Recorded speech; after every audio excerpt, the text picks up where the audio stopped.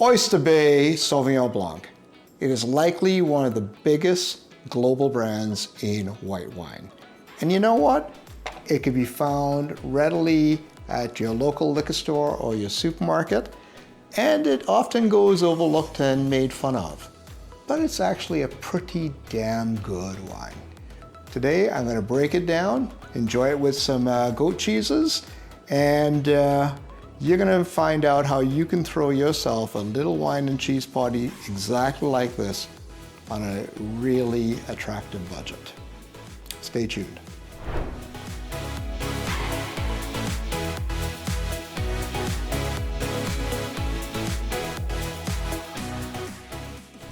Greetings everybody, welcome to Brian's Table.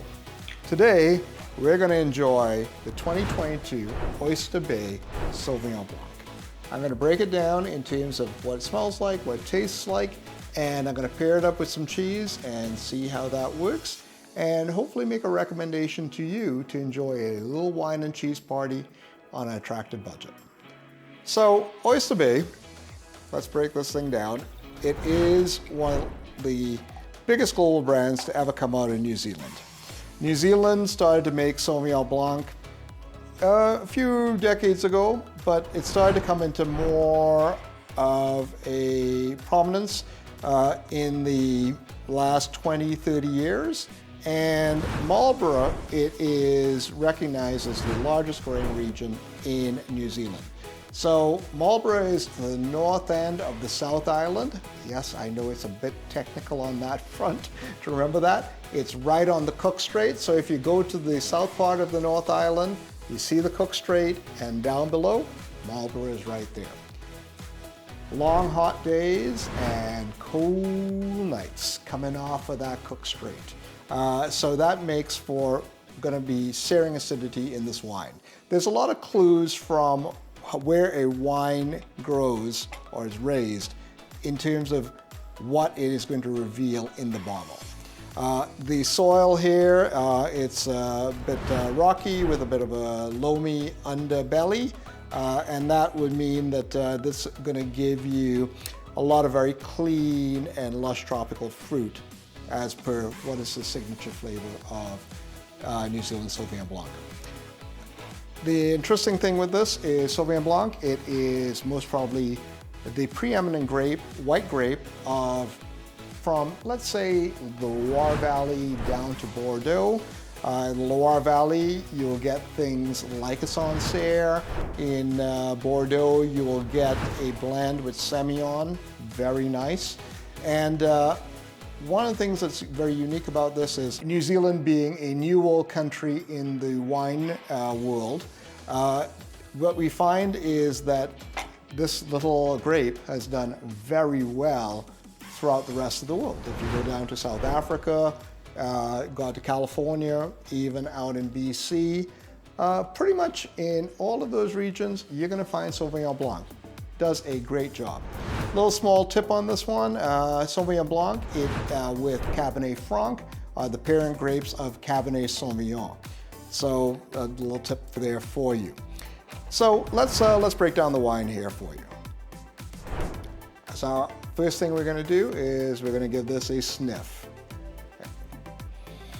Oh, right off the bat, you get that big guava nose. That big guava nose with all that grassiness, a lot of minerality in terms of that smell that you get as a babbling brook is going over rocks in a creek. That's what people refer to as wet rock. And there's a lot of that minerality in here. A lot of tropical fruits, a lot of lemon, all of that is coming through on the nose. It's a very, very aromatic nose. And it's just telling you that be prepared for a lot of those big flavors to come through, hopefully, when you taste it. Let's give that a go.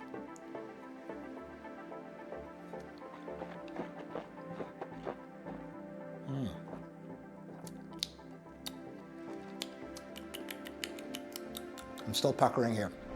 Searing acidity, no doubt about that. I am salivating like crazy. The sides of my mouth are still it's like a waterfall. But That, all those flavors of the guava, the lemon, what they do is they tend to ride atop your palate and leaving your palate open for something rich and creamy. Or like a nice grilled chicken on top of a salad, this would go really well. This is a very, surprisingly for a wine that's under $20, this is quite a serious wine. This is a very, very well-made Sauvignon Blanc. I think that for what you're getting here for the money, this is a great wine to enjoy on the patio. It will pair with anything, any light meat. It goes well with, will go well with cheeses. A crudité, lovely with this. Let me have another taste here.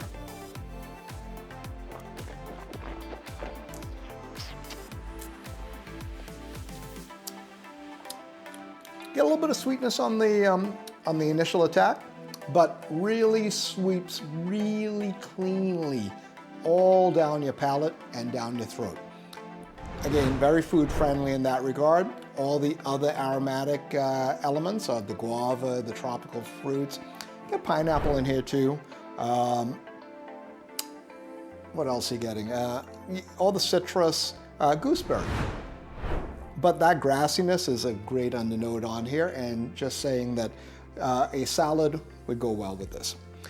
I have a few cheeses here I'd like to pair this with. So two that I have. One, I picked this up at my local supermarket. In Canada, I noticed you can get this in Loblaws, in Sobeys, or even Safeway. And it's pretty much your standard goat cheese. The other one is from France. It's a Xavier David, and I got that from my friend Isaac at Say Cheese. And I wanted to see how this wine will stand up to a really classy goat cheese. So let's give this a go with the first goat cheese here.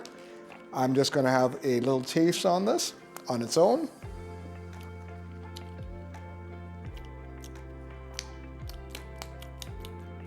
Very standard goat cheese, creamy, tangy, a little goaty, two little horns on them, but just really a lovely, simple goat cheese. So I'm just gonna put some on a sea salt rice cracker.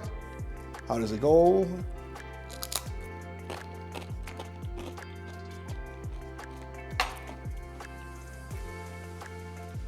Nice acid to it, very clean, very cleansing on the palate. This is just a very nice goat cheese.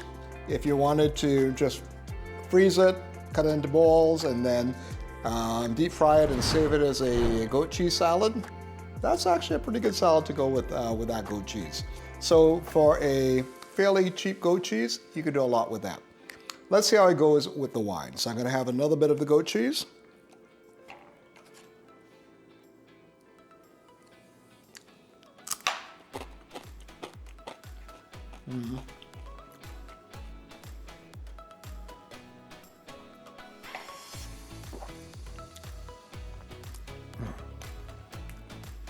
That works really well together.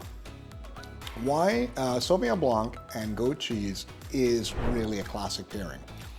With this one, the cheese becomes richer and more effusive in flavor. So I'm getting this beautiful flavor of goat cheese being surrounded by Sauvignon Blanc, and it's just playing tag team on my tongue, but it's still keeping my palate very clean and just enjoying all the flavors surrounding it. This is a lovely pairing. I'd highly recommend it. Let's go on to the Xavier David. I do tend to like the funky goat cheeses. This one, it has a soft rind on it, but it's fairly firm. Let's see what this thing looks like. Cut this in half. There you go, beautiful. As you can see, it's aged quite a bit on the outside, It's still a little soft on the inside here. And let's see what it tastes like on its own. Oh, it smells like heaven, just like a barnyard goat. All right, let's give it a taste.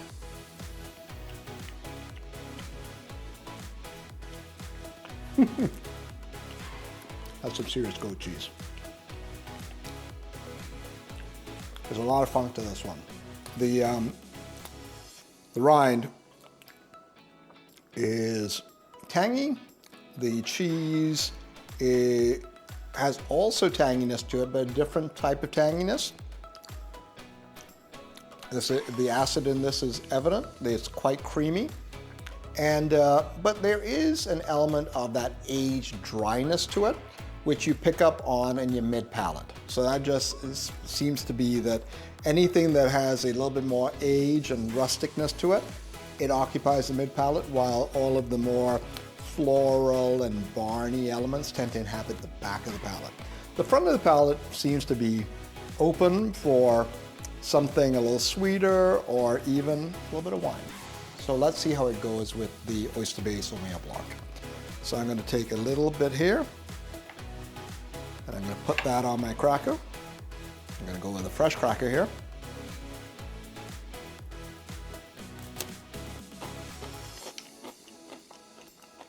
Really nice. So that goes with the wine.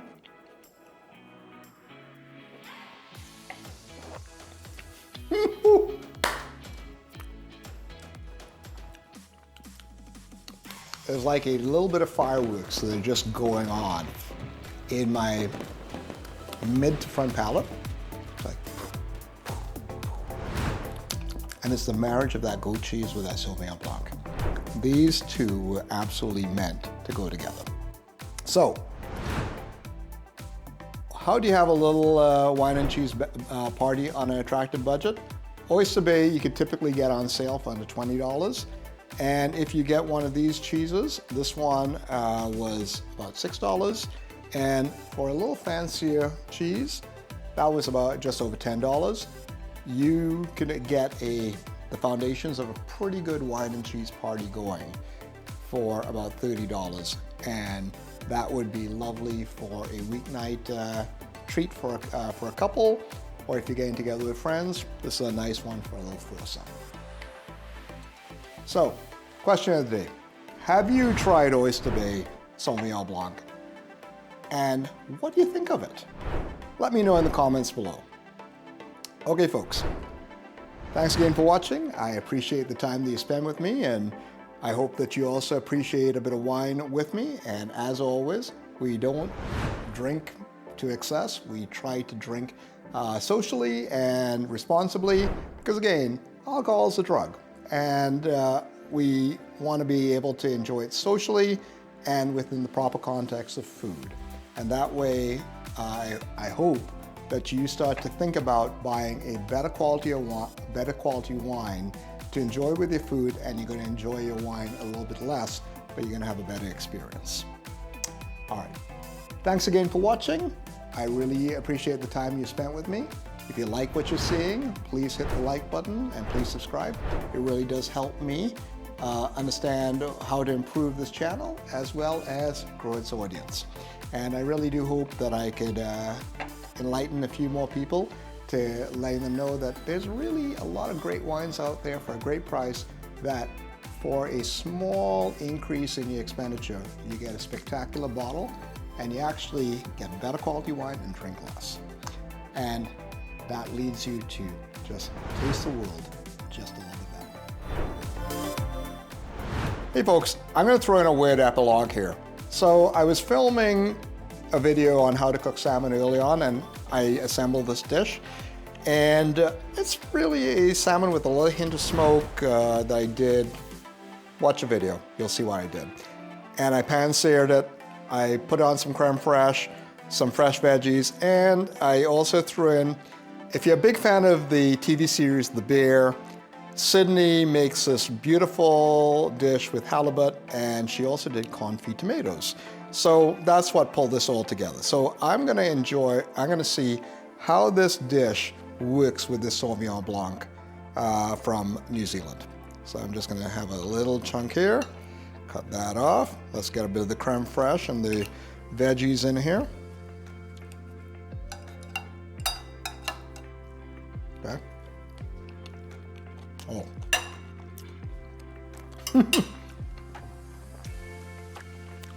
It's really like a lightly smoked salmon and it's cooked perfectly. All right, let's see how it goes with the wine.